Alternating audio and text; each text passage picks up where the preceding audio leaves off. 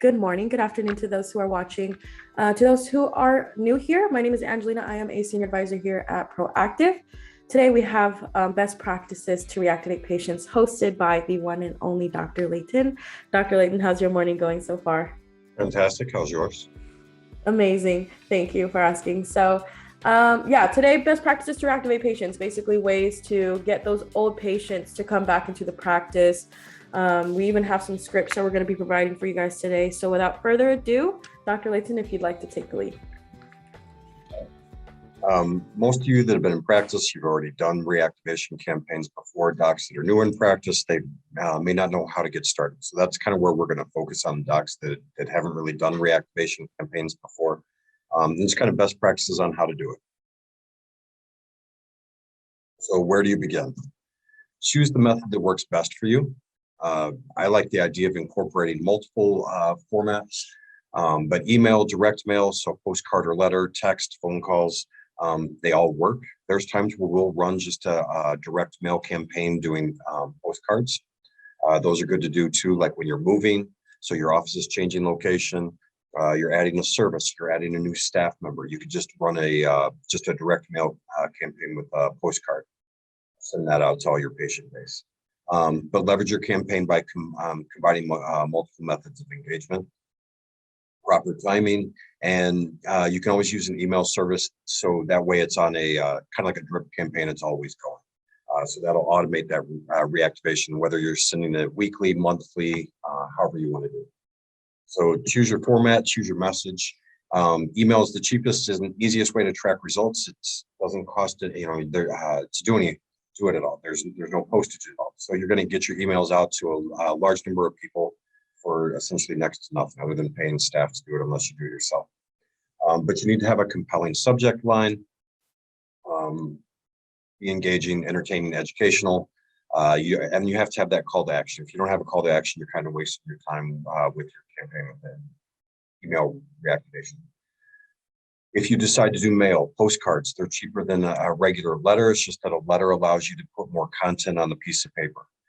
But again, adding that service, you've moved, that's a good time to send the postcard out. A postcard is front and center. Somebody opens up their mailbox and they see their stack of mail, your postcard comes up on top.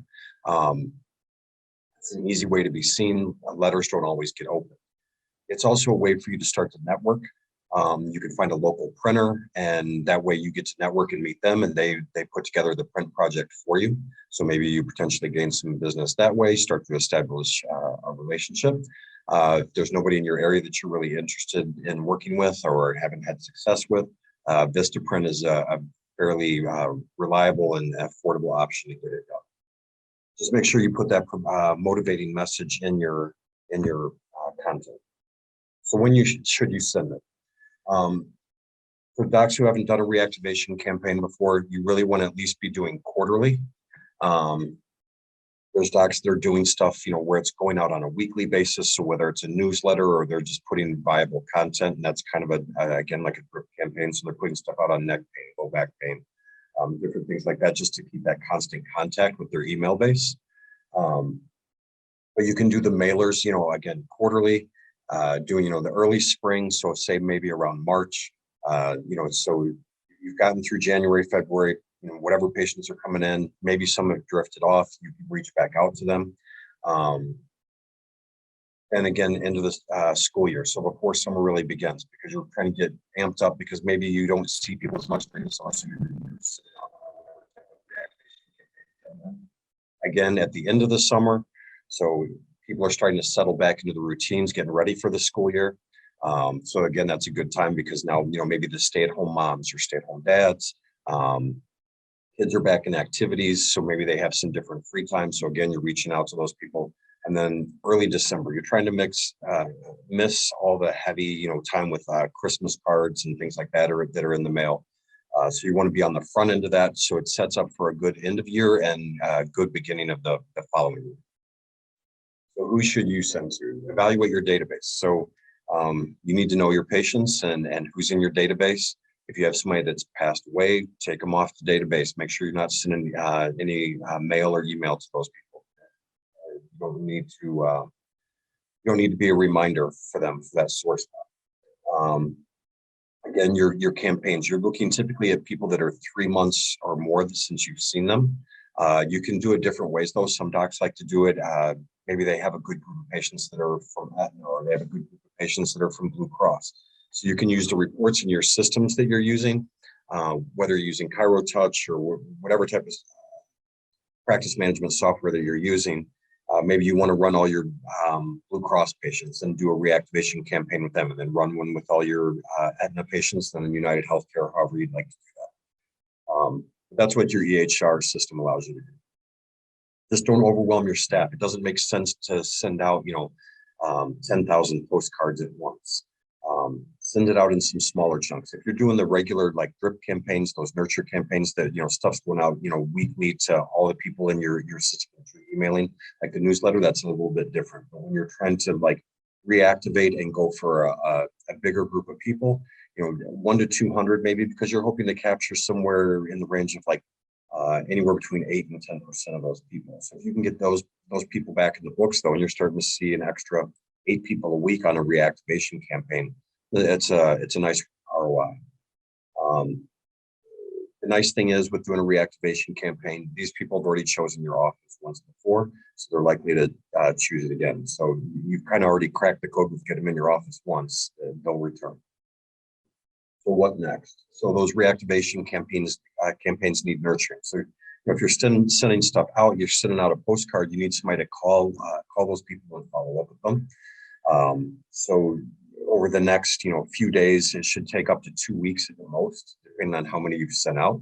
But you need to get your staff on that, or you, if you're running solo, but get on the phone, call those people, touch base with them. You've mailed out to them, and now you're going to go ahead and you're going to call them and make sure you're reaching out and making contact with those people. That last line, the recalls should be done and seen as a courtesy extended by your office, as long as the intention of the call is one of individual concern.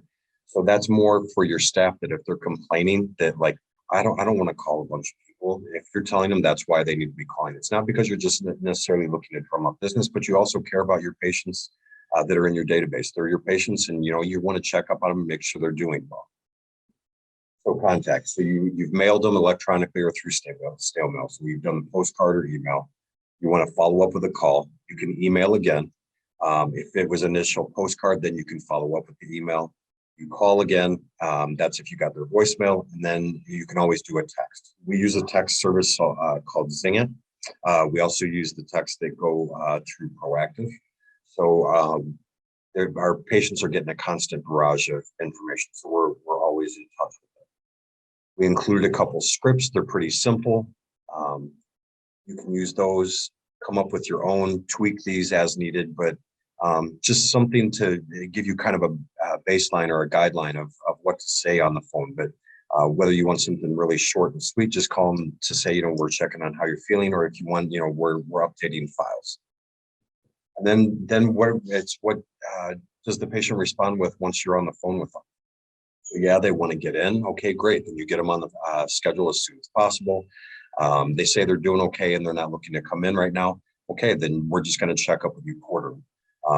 And that's where, you have to really track your reactivation campaigns, because if you tell them you're going to reach out to them quarterly, then you should reach out to them again. And then leaving a voicemail. So we left a script for that as well. But again, if you've left a voicemail, you're going to want to call them again, because hopefully you're going to actually get them one time when they actually answer the call. So phase 1, that's getting the patients back in the door. That's the whole point of doing the reactivation campaign. So now you get them back in the door. Phase 2, that's taking advantage of that opportunity that they've given you by returning to your office. We've talked about this before. You want to provide exceptional care that exceeds their expectations. Those are the people that they feel the love you give them. They know that you give good care. Those are the people that are going to come back, continue to give them a good experience, more than they were looking for when they came in the door. Continue to educate them.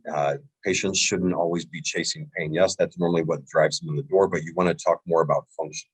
Pain's normally the last symptom to come on and the first one to go away. So if the pain's gone, should they leave your office? No, that doesn't mean they're 100%.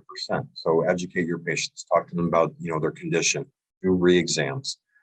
You're trying to basically